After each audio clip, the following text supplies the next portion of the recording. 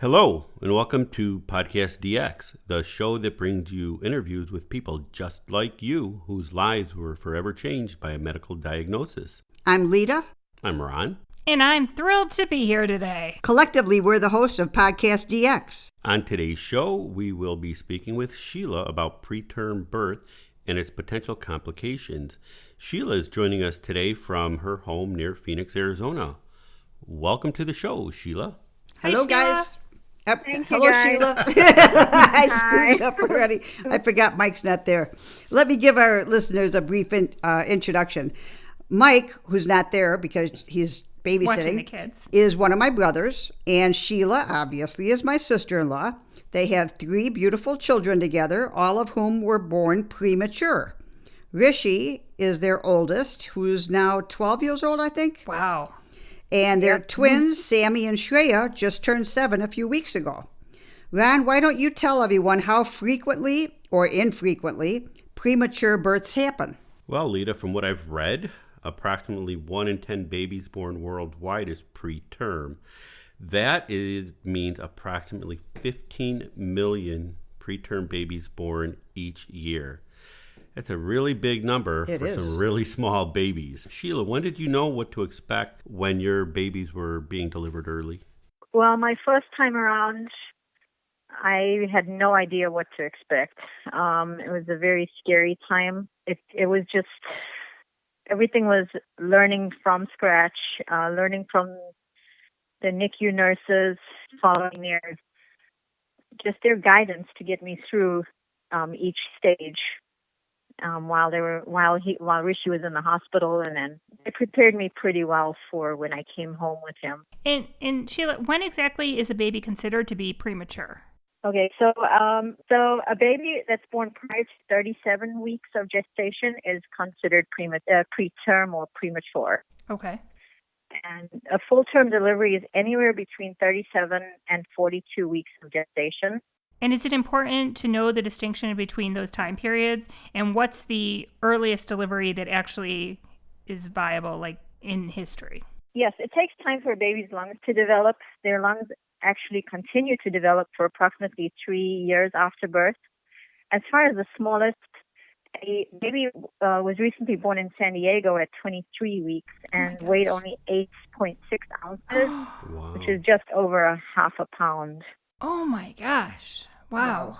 If your baby is born prematurely, he or she may neither look nor behave like a full-term infant.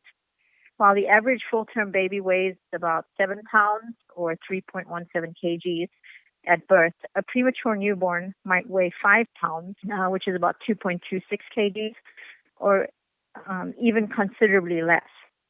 But thanks to medical advances, the children born after 28 weeks of pregnancy and weighing more than 2 pounds 3 ounces, which is a kg, have almost a full chance of survival. 8 out of 10 of those born after the 30th week have minimal long-term health or development problems, while those preterm babies born before 28 weeks have more complications.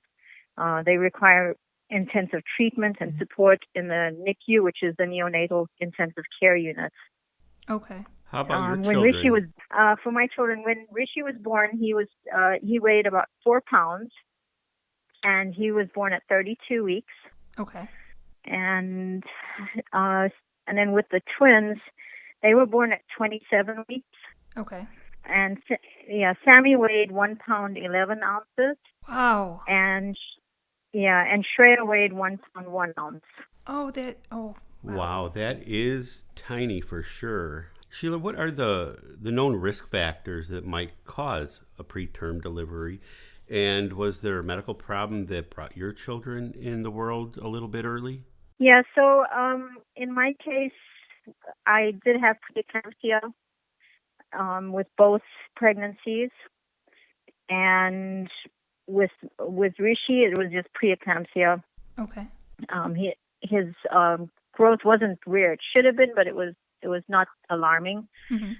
But with the twins, they had IUGR, intrauterine growth deficiency, So they weren't, Shreya especially was not growing like she should have been. So I was on bed rest for a while with the twins. And also I should note that with both pregnancies, they were IVF. And there's an increased rate but- of prematurity associated with IVF, correct? Yes, yeah, Okay. that's one of the risk factors, yes. But I can, Ron, as to your question, the March of Dimes breaks down the risks into groups. The first group includes risk factors that make you most likely to have a preterm birth and or give birth early. You've had a premature baby in the past. You're pregnant with multiples. So I had two right there, Right. two issues right there. You have problems with your uterus or cervix now, or you've had them in the past. Your uterus, which is also called the womb, is where your baby grows inside you. I actually would fall into two of those groups, as I said earlier, and when I was pregnant with the twins. So before and after pregnancy, the first one is the medical factors before pregnancy for preterm birth or preterm labor and premature birth.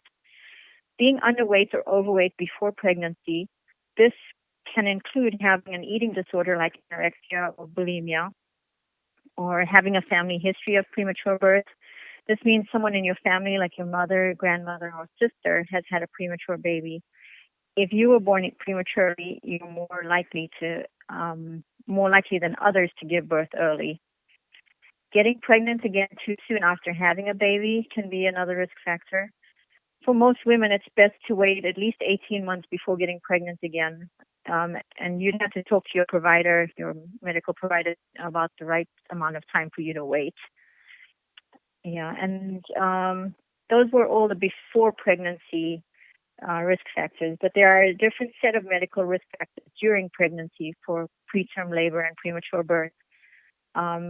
Is having certain health conditions during pregnancy can increase your risk for preterm birth and premature birth. This can include a number of different things, connective tissue disorders like I don't know how to pronounce this. Ehlers-Danlos. Yeah, Ehlers-Danlos. Yes. Ehlers-Danlos syndromes, also called EDS. We have that in our family. Oh, okay.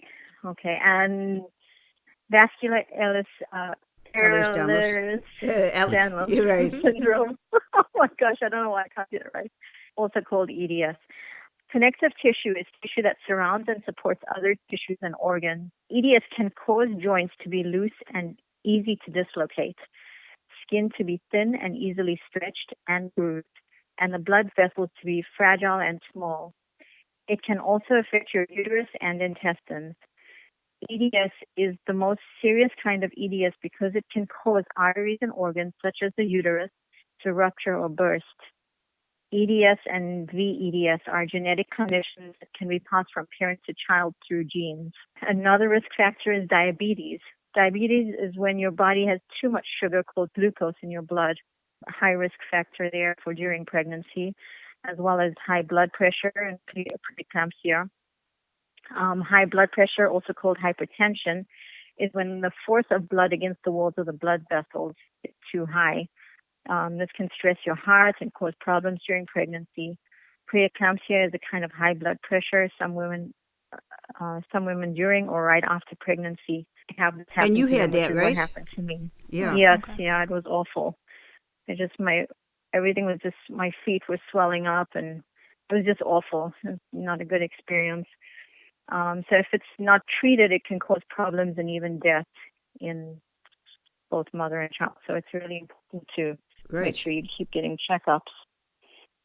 Infections, including sexually transmitted infections, also called STIs, and infections of the uterus or urinary tract or vagina. Also, intrahepatic cholestasis of pregnancy, also called ICP. This is the most common liver condition that happens during pregnancy.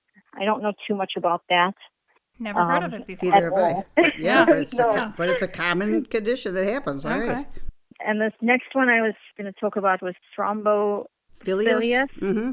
these are the conditions that increase the risk of having abnormal blood clots. Okay. Right. And they also watch for blood clots after you've gone through all the having the baby and stuff. So, And I know that but there's yeah, blood there's clots. other medical risk factors during pregnancy, right? Like if you're late getting prenatal care, or if you don't get any prenatal care, prenatal Yeah. care you have to have during your pregnancy. Right, or if you don't gain enough weight during your pregnancy, this Right, can include that's having an another eating problem. disorder, anorexia, or bulimia, or apparently if you have severe morning sickness, that can also be an issue. Sure. And if you have bleeding from the vagina in the second or third trimester, Or premature rupture of the membranes, also called PPROM, so it's PROM, premature rupture of membranes, or PROM. And this is when the amniotic sac around your baby breaks, or your water breaks, before labor starts. I thought when And- your water breaks, labor starts. Yeah, but if it happens before labor starts, like Okay. some people will have, their water will break and they won't have contractions, Okay. or it breaks too soon, especially if it happens before 37 weeks of pregnancy, or if you have any fluid leaking, then you want to make sure you call your provider and go to the hospital right away. And then, like you were saying, Yeah, 'cause Sheila, you end up on- if you're pregnant after IVF, in vitro fertilization, Right, or being pregnant with a baby who has certain birth defects, like a heart defect or spinal bifida, birth defects or other health conditions that are present at birth. They actually change the shape or function of one's parts of the body, and birth defects can cause problems in overall health, how the body develops or how the body works. I'm not really sure how that's a risk factor, but okay. right? We also have risk factors in your everyday life for preterm labor and premature birth, including smoking, drinking alcohol, using street drugs, or abusing prescription drugs. Also, having a lot of stress in your life, low socioeconomic status, also called SES, which is a combination of things like your education, your job, and your income. And I'm thinking that might come into play because you might not know that you need prenatal care or Absolutely. have it readily Right. accessible. Right. Domestic violence also can play into that. That's when your partner hurts or abuses you. It can include physical, sexual, and emotional abuse. If you work long hours or have to stand a lot, that can also contribute. Exposure to air pollution, lead, radiation, and chemicals like things in paint, plastics, even secondhand smoke, which is smoke from someone else's cigarette, cigar, or pipe. Right. Lastly, there are age and race as risk factors for premature labor and birth. Right. Being younger than 17 years old or older than 35 makes you more likely than other women to give birth early. In the United States, black women are more likely to give birth early.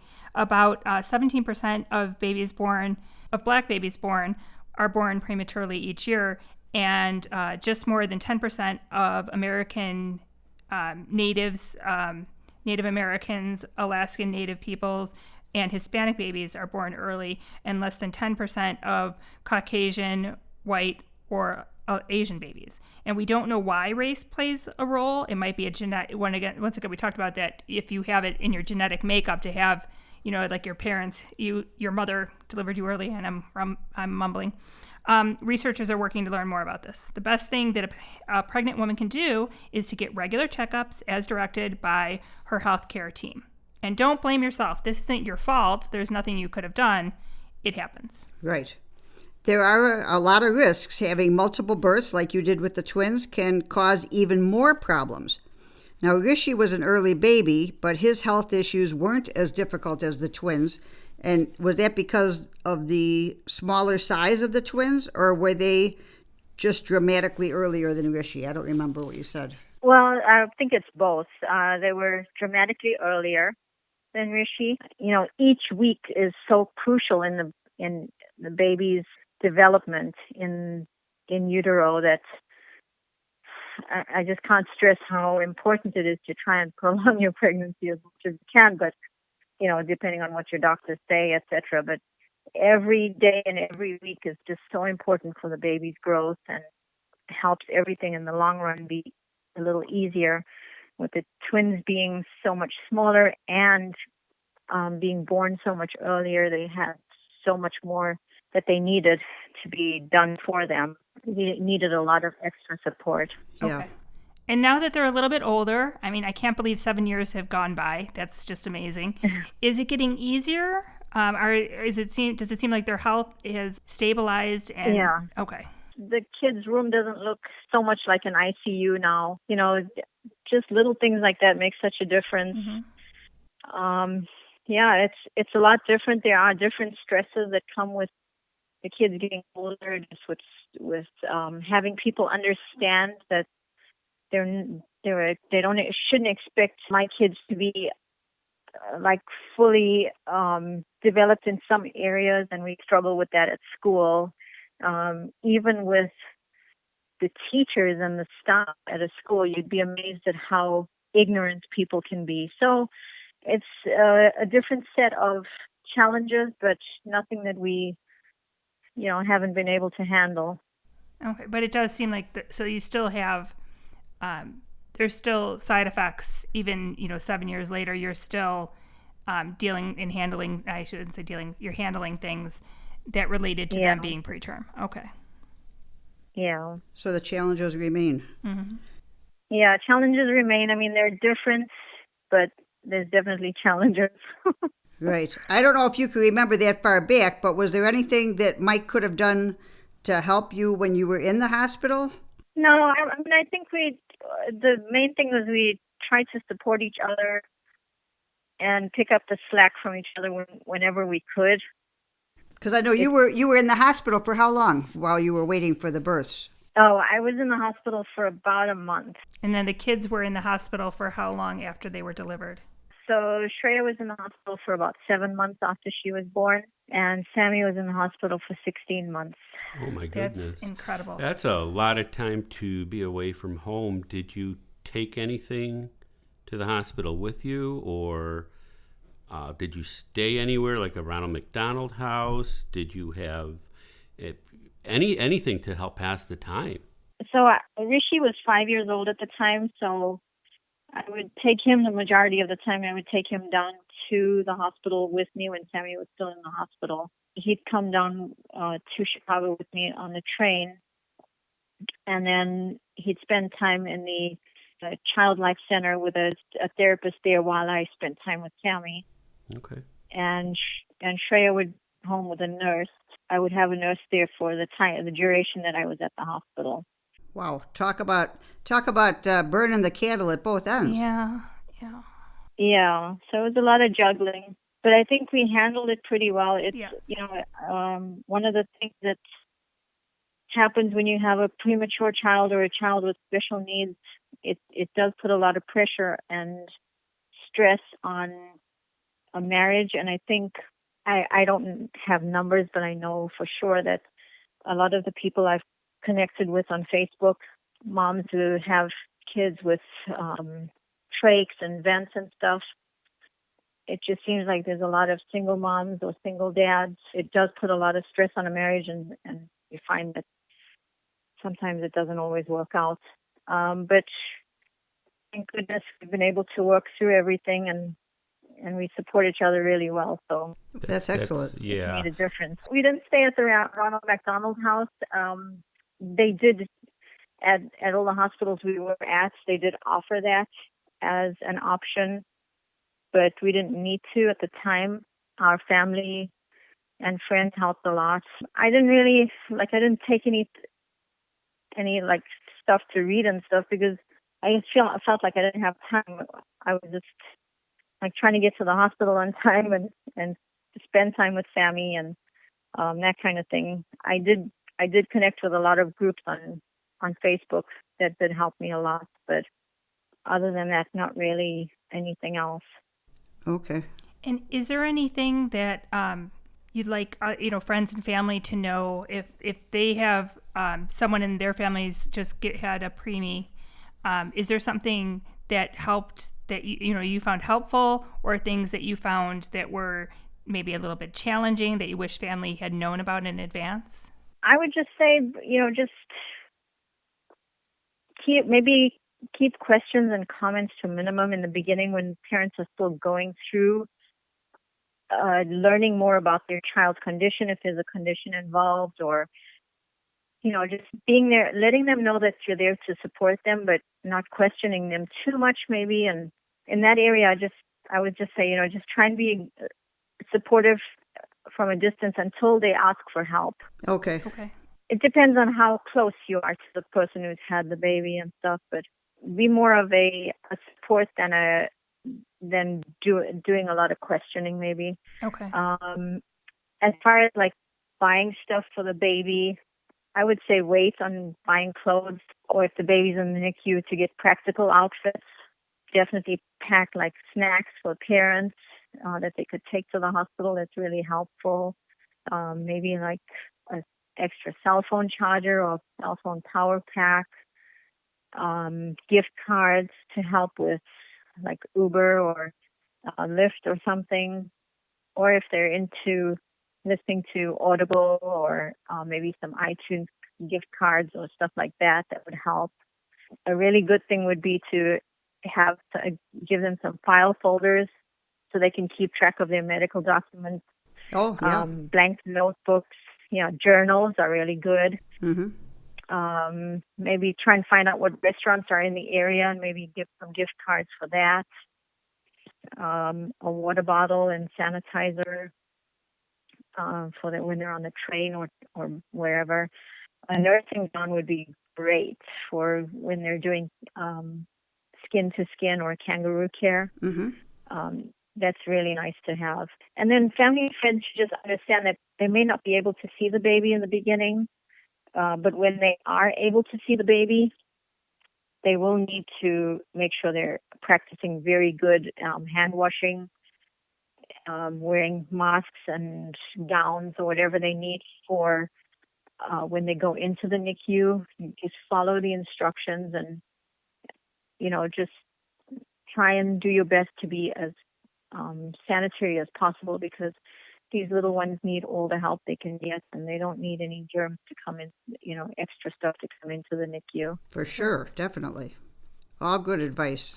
Well, that's wonderful, Sheila. I guess we're going to wrap it up then. Yeah, because I hear you have a very tell busy Mike day. We're thinking about him too, and I guess he's off watching the kids, but it was really great having you back on the show, and we learned so much about your experience. Yeah, thank you for taking the time once again to talk with us. We always learn something new from you, and we love your accent. You are such a good podcast guest. Yeah, we got to get you a podcast show, huh? Yes, or radio show.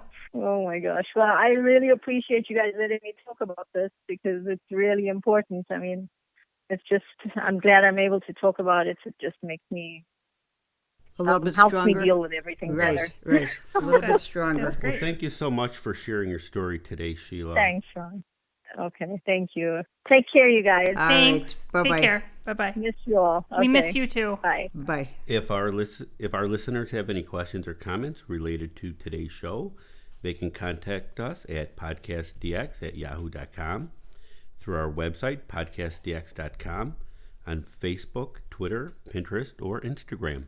And if you have a moment to spare, please give us a review wherever you get your podcast. As always, please keep in mind that this podcast is not intended to be a substitute for professional medical advice, diagnosis, or treatment. Always seek the advice of your physician or other qualified healthcare provider with any questions you may have regarding a medical condition or treatment, and before undertaking a new healthcare regime, and never disregard professional medical advice or delay in seeking it because of something you have heard on this podcast.